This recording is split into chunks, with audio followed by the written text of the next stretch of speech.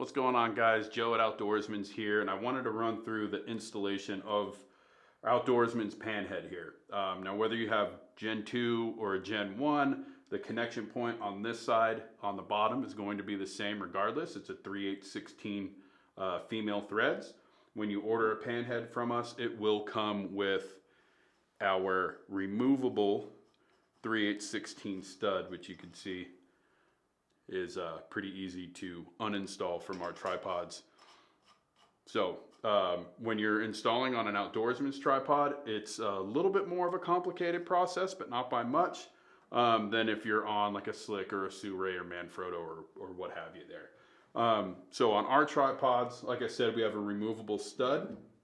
The first thing you're going to do if you have a head on our tripod or if you get this thing new, you want to start from baseline, which is with the stud removed, right? Head removed, stud removed, you're at this point. We're all going to start from here. What I like to do is put a little bit of blue Loctite on the bottom half of this stud. Make sure it's blue, not red.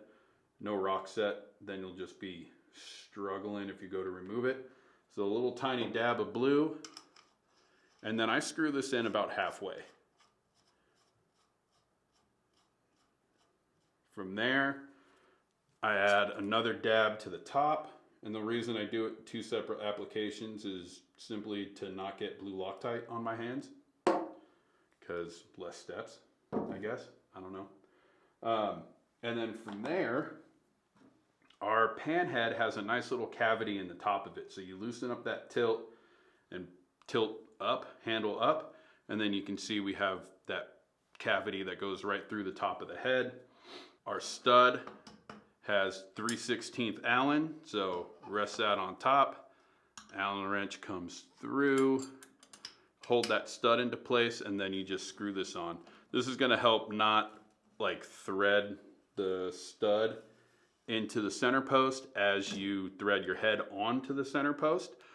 Keep in mind that our center post is just hollow, so if you screw that stud continuously, it'll drop to the bottom of our center post there. So holding it with the Allen is pretty paramount. And then just tighten it up and you're good to go. Reverse the process for uninstall, especially after years of using the thing and getting dirt and dust and rust or moisture on there. That stud can kind of seize up on you, so you just hit it with that 3/16 Allen, break it loose with a little extra elbow grease, and you'll be good to go. For a non-Outdoorsman's tripod, again, get yourself back to baseline, which is head removed. For most tripods, you're able to just unscrew the head. Keep in mind, lock that pan function so you're not just, panning.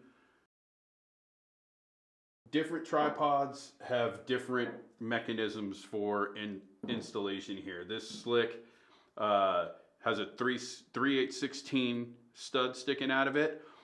In this particular case, with this tripod, this stud is reversible, has 1/4 on the other side. That's what you're going to see most of the time is standard 3/8/16 stud.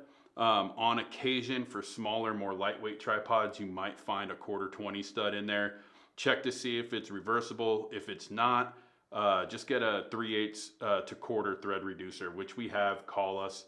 We'll walk you through it. It's pretty easy. But, if you have 3/8 threads here and a 1/4 there, we have a little bushing that'll screw into this. That'll turn these 3/8 into 1/4, and then you're just installing like normal. Also be on the lookout, like Manfrottos, Gitsos on occasion have little set screws in this disc that'll help lock that stud on there, or lock your head on there rather. I still like to use Loctite, but to each their own. So for this Slick tripod, again, a little dab of Loctite on the top. And then make sure that pan is locked so you're not panning while you're threading on there. This stud in this tripod's not going to move on you, so you don't need to hold it with any sort of Allen wrench. And you just screw that on, tighten her up, and you're good to go. So super easy install. Again, quick, painless to go from one tripod to the next. But if you have any questions, give us a call, 1-800-291-8065, or find us online at outdoorsmans.com. Thanks, guys.